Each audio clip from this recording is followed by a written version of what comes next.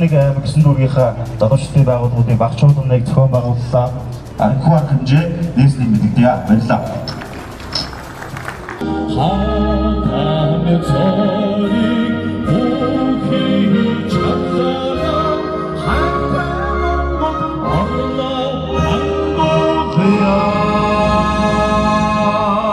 Магнит явж байна.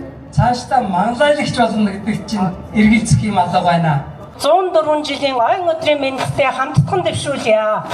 Өнөөдөр Монголын залуучуудын өдрөө мөн эрх чөлөө тусгаар тогтнолын төлөөх тэмцлийн эхний он жилүүдэд бошлыг халах залуучуудын эвлэл нэртэйгээр анх үүсэн бий болсон Монголын залуучуудын ууган байгууллага Монголын хувьсгал залуучуудын эвлэл байгуулагдсан өдрөө.